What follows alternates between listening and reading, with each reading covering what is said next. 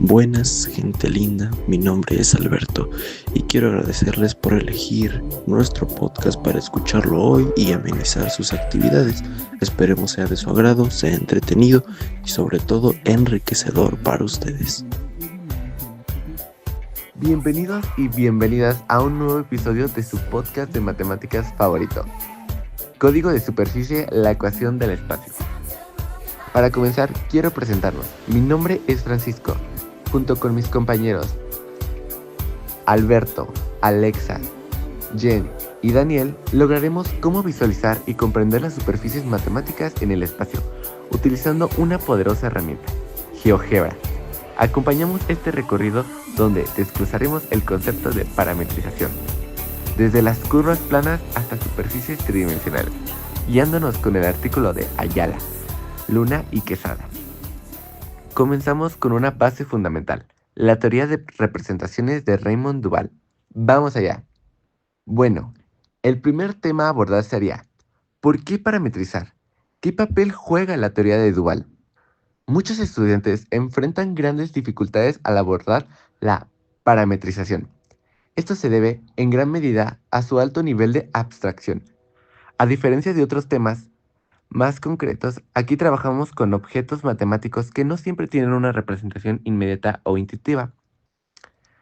Parametrizar una curva nos permite describirla de una forma más flexible y dinámica. Por ejemplo, podemos representar el movimiento de un punto en el plano en función del tiempo o describir trayectorias que no se podían expresar fácilmente con una sola ecuación en y igual a f de x. La parametrización es una de esas ideas matemáticas que, aunque muy poderosa, suele generar confusión. Sin embargo, al parametrizar estamos introduciendo un tercer elemento, un parámetro, por lo general t, que controla simultáneamente tanto a x como a y eso cambia el juego.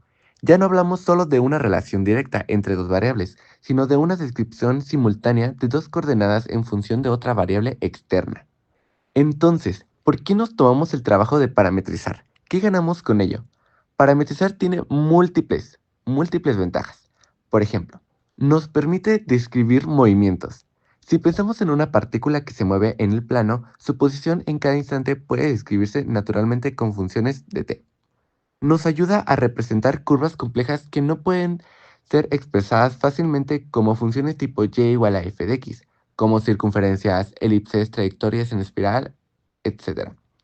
Además, en contextos como la física o la animación digital, la parametrización es esencial para describir trayectorias, velocidades, aceleraciones, etc.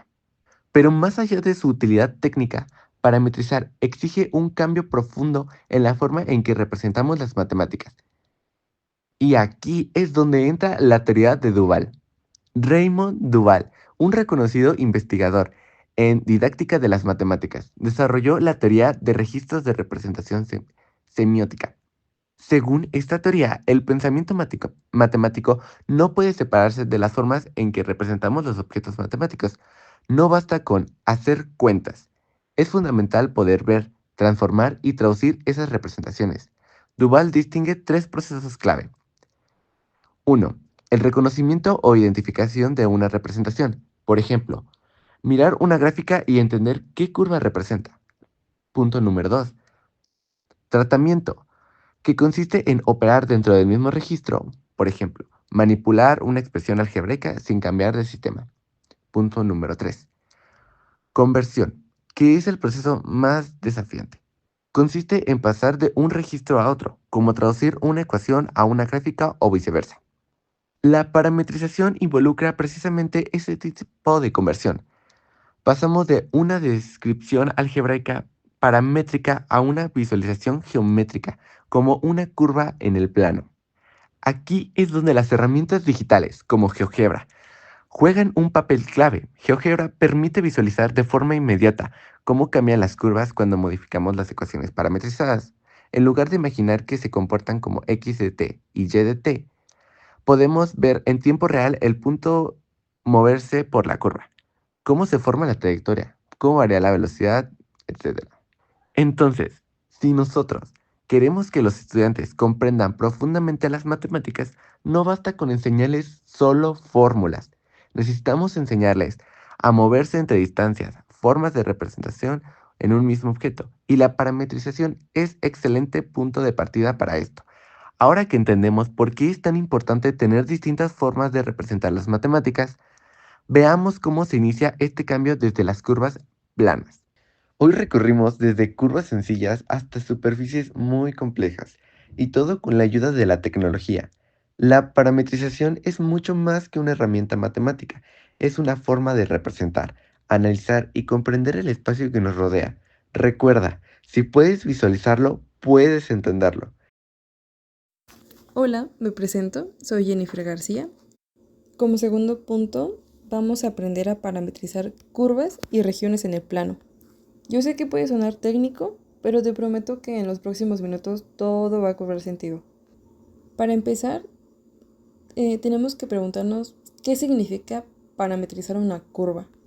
Imaginemos que tenemos una función, digamos en este caso, y va a ser igual a f de x, que va a ser definida en un intervalo que va de a a b. Parametrizarla va a significar que le vamos a tener que asignar un parámetro al cual llamaremos t a la variable independiente x. Entonces la función se va a transformar de la siguiente forma. En lugar de escribir y igual a f de x, ahora la escribimos como x es igual a t y y va a estar igualada a f de t. Y es así de simple. Lo que aquí hicimos es convertir nuestra curva en un sistema de ecuaciones paramétricas. Esto se representa así. C va a ser igual a x de t y y a f de t con t, que es el intervalo de a y b. Bueno, ¿y qué ganamos con todo esto? Con esa pequeña transformación podemos representar la curva como un conjunto de puntos que dependen de un solo parámetro, y eso nos abre la puerta a representaciones más potentes, sobre todo en herramientas como graficadoras, en este caso podríamos decir como GeoGebra. Bueno, ¿y qué pasa si la función está definida en términos de y? Es una gran pregunta. Si en vez de y igual a f de x, tenemos a x igual a f de y. El procedimiento va a ser igual, solo que esta vez el parámetro t va a estar asociado a y. Entonces vamos a tener que x va a ser igual a f de t, y va a ser igual a t, y t va a estar entre c y d. Lo que vamos a lograr en ambos casos va a ser recorrer todos los puntos de la curva usando este parámetro t, como si fuera una guía que nos dice en qué lugar estamos en cada momento. Pasemos a la representación vectorial, que básicamente es hacer que los puntos se muevan. ¿Qué pasaría si representamos ese movimiento con vectores? Pues aquí tenemos que usar un término llamado que es nuestro vector posición, que básicamente es una flechita que parte del origen y llega al punto que describe nuestra curva, que matemáticamente se escribe de la siguiente forma: es r de t igual a xt y más y de t j, que va a ser nuestra ecuación 1 por si tienes alguna duda. Y para nuestro ejemplo vamos a tomar r de t igual a t de i más f de t en j. Esta representación nos va a ser muy útil para movernos por la curva y también para que nosotros podamos visualizarla como en 2D, ya sea como una trayectoria. Cuando pasamos a una parametrización de regiones en un plano XY, bueno, una cosa es recorrer una curva, pero ¿qué pasa si podemos parametrizar una región del plano? Por ejemplo, el área que está debajo de la curva, en este caso puede ser y igual a f de x, entre x igual a a y x igual a b.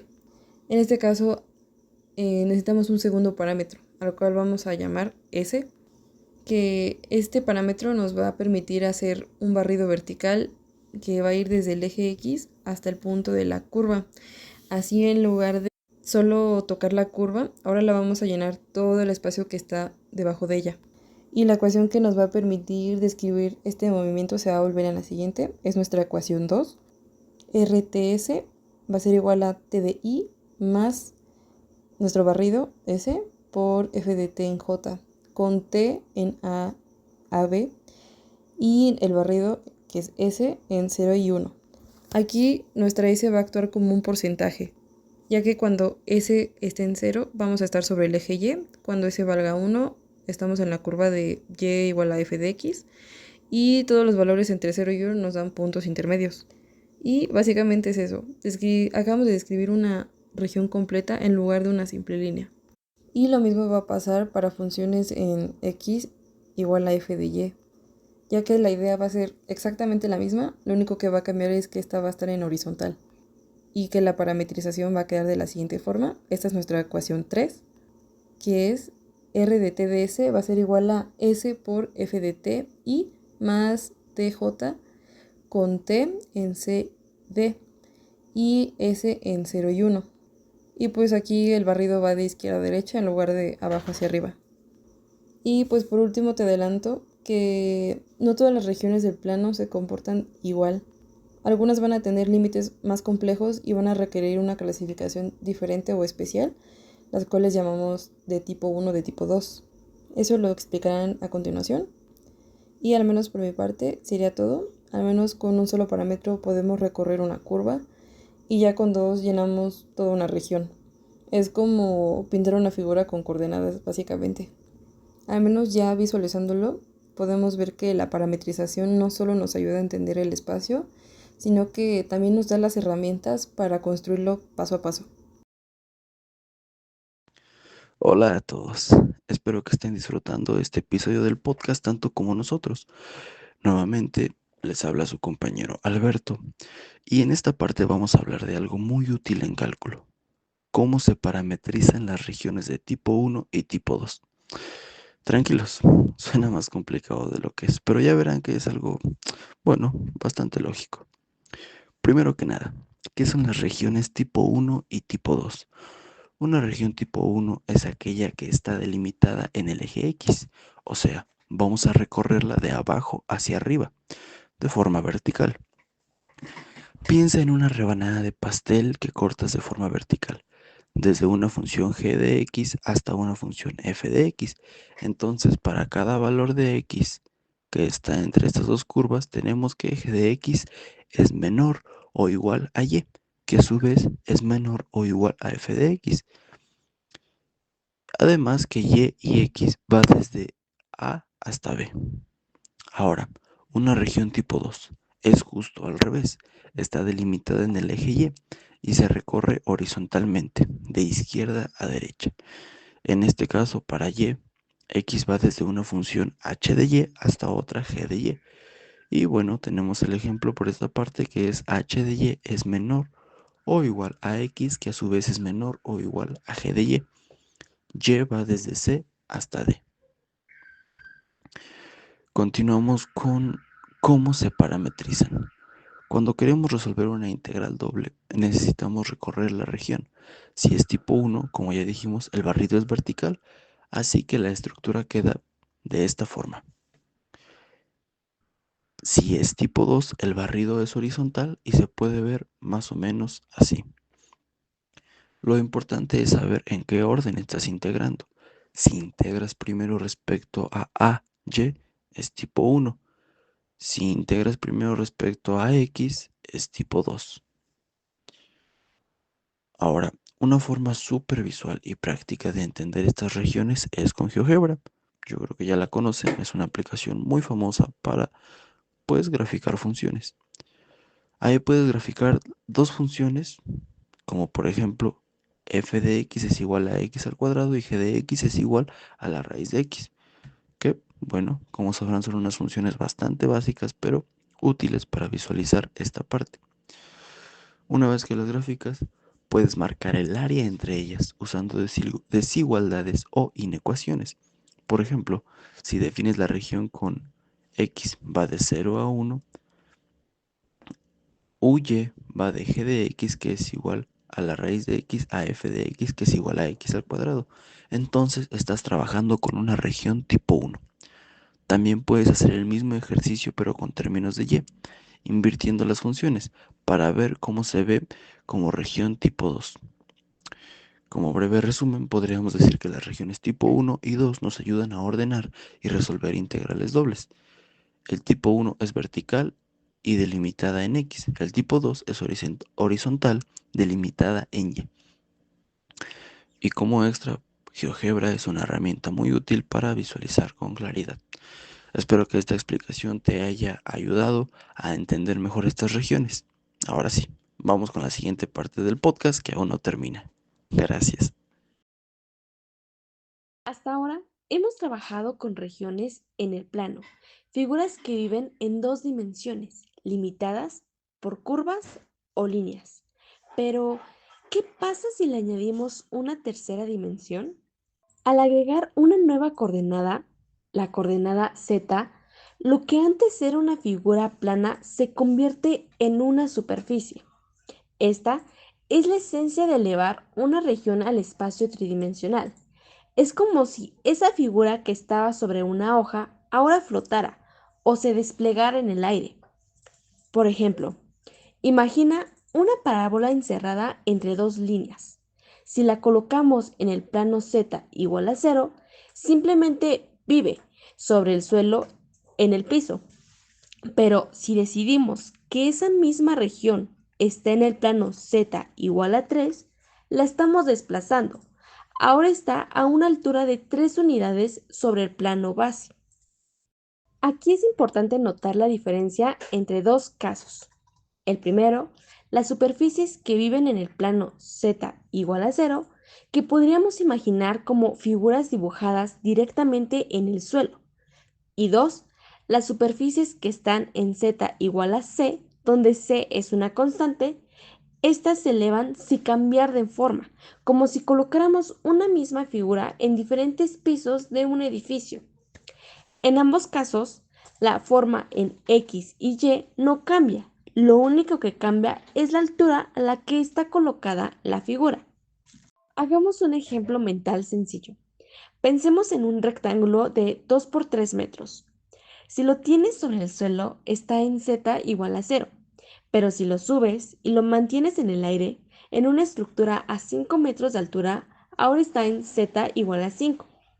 La figura es la misma, pero ahora flota en otra capa del espacio. Estas superficies planas ya son bastante útiles. Nos permiten colocar y comparar regiones en diferentes niveles del espacio. Pero, ¿qué ocurre cuando la altura z ya no es constante, sino que depende de las coordenadas x y y? Es entonces cuando las superficies se doblan, se curvan y se deforman, y nos adentramos en las verdaderas superficies del cálculo multivariable.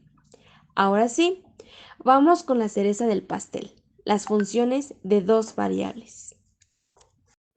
Hola, yo soy Daniel y bueno, agradeciéndoles nuevamente por acompañarnos en este episodio del podcast de parametrización de superficies. Y bueno, ya como último punto, ya para irnos a echar un taco, vamos a ver las superficies generadas por funciones de dos variables. Más específicamente, nos vamos a enfocar en cómo se parametrizan funciones de la forma z igual a función de x y y. Pero primero, ¿qué significa z igual a f de x y y? Empecemos por lo más básico. Esto nos dice que el valor de z, es decir, la altura en el espacio tridimensional, depende de dos variables, las cuales son x y y. Entonces, si tú le das un valor a x y otro a y, puedes calcular cuánto vale z, y esto te da un punto en el espacio. También puedes ir probando distintos valores para x y y, para ver qué altura te da z en cada caso. Si haces eso para muchos puntos, vas a ir formando una figura en el espacio, y esa figura es una superficie. Y esta superficie en particular tiene una forma paraboloide, algo así como un tazón curvo que se abre hacia arriba. Pero, ¿por qué necesitamos parametrizar una superficie? Bueno, aunque ya tenemos una forma de escribir la superficie como z es igual a función de x y y, muchas veces en cálculo vectorial necesitamos otra manera de recorrer la superficie punto por punto para poder hacer cosas como calcular integrales de superficie, analizar el flujo de un campo vectorial a través de ella, o simplemente modelarla visualmente en herramientas como GeoGebra. Para eso usamos la parametrización. ¿Y qué es parametrizar? Parametrizar significa describir una superficie usando dos parámetros libres, que normalmente se llaman S y T, aunque también podrías usar U y V, pero hoy utilizaremos S y T. La idea es que en vez de decir directamente que Z depende de X y Y, ahora vamos a escribir x, y y z como funciones de s y t. Y esto también se puede expresar como el vector de posición de r de s y t es igual a un vector cuyas componentes son s, t y f de s y t. Es decir, estamos diciendo que x es igual a s, y es igual a t, y z es igual a f evaluada en s y t. Tal vez esto suene un poco complejo, pero a la hora de que nosotros lo estemos aplicando, utilizando varios datos que nos estén dando en algún problema, se nos sea más fácil. De verdad que esto está muy fácil. Nada más es cosa de comprenderlo y entenderlo. Pero, ¿qué valores puede tomar S y T en regiones tipo 1 y tipo 2, por ejemplo? Eso nos lleva a un punto muy importante. ¿Qué valores debe tomarse S y T? No podemos dejar que tomen cualquier valor. Debemos definir una región sobre la cual están definidos. Aquí es donde entran las llamadas regiones tipo 1 y tipo 2, que seguramente han visto cuando hacen integrales dobles. Una región tipo 1 es aquella en la que primero se fijan los límites de x y luego depende de x. En este caso podríamos dejar que S representa a x y t represente a y. Una región tipo 2 es al revés. Aquí es el que se mueve libremente y x depende de y.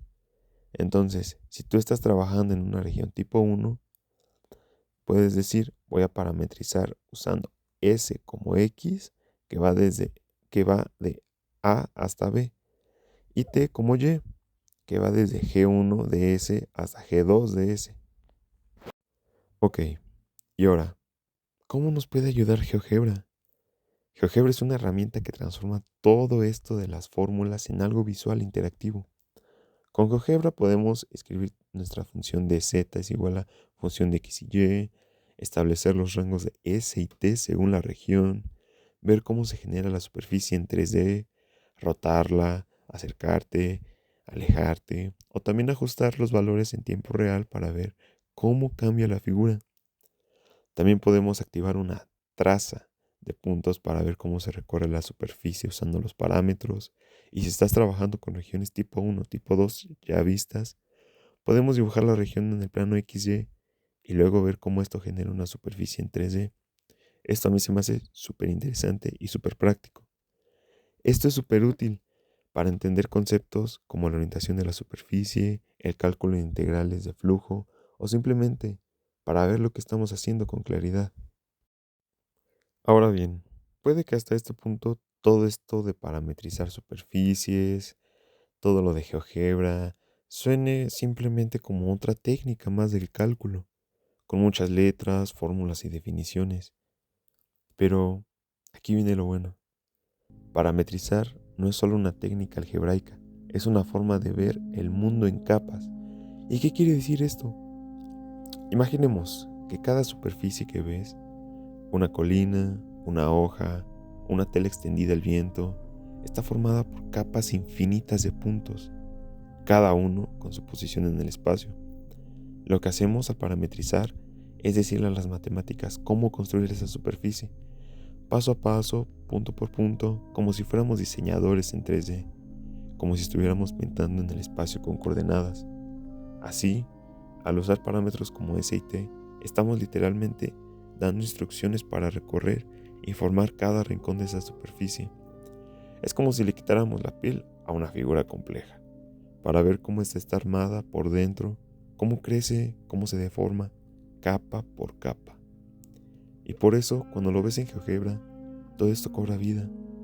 Ya no son solo letras, son montañas, paredes, ondas, superficies que giran y se transforman mientras tú mueves un deslizador. Y bueno, si han llegado hasta aquí, gracias, de verdad. Esperamos que este recorrido de parametrización de superficies les haya resultado tan interesante como nosotros. A veces en cálculo vectorial todo se puede sentir como un mar de fórmulas, de definiciones y letras que van y vienen, pero cuando nos detenemos a entender lo que hay detrás, lo que realmente estamos haciendo es describir el espacio, modelarlo y explorarlo como si fuéramos arquitectos en el mundo 3D. Hoy vimos cómo funciones del tipo Z, en función de X y Y, nos permiten crear superficies que a simple vista pueden parecer complicadas, pero que se pueden entender mucho mejor cuando las parametrizamos. Usamos los parámetros S y T para recorrer esas superficies punto por punto como si estuviéramos tejiéndolas desde cero.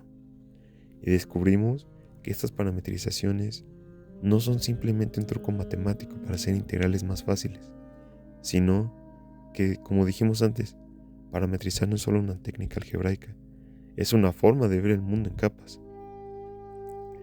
Y es que cada vez que parametrizamos una superficie, estamos dividiéndola en secciones, en trazos que tienen orden, estructura y lógica. Estamos mirando el espacio con otros ojos, y gracias a herramientas como GeoGebra, esa mirada se vuelve mucho más clara, visual y dinámica. Y como todas esas funciones se pueden parametrizar para que sus formas cobren sentido, también hablamos de las regiones tipo 1 y tipo 2, que nos ayudan a definir sobre qué parte del plano trabajamos cuando usamos estos parámetros. Porque claro, parametrizar también es tener control de decir con precisión de dónde a dónde queremos que se forme nuestra superficie. Así que si te quedas con algo de esta sección, que sea esto. Las funciones de dos variables son mucho más que expresiones con X y Y y Z. Pero no te preocupes si al principio te parece mucho. Lo importante es que te animes a probar, a dibujar y a explorar, porque al final entender el cálculo vectorial no es cuestión de memorizar pasos, sino de ver el espacio con ojos nuevos. Gracias por acompañarnos en este podcast y nos seguimos escuchando en los próximos segmentos, donde seguiremos explorando el fascinante mundo de las superficies, las curvas y las maravillas del cálculo vectorial. Hasta la próxima.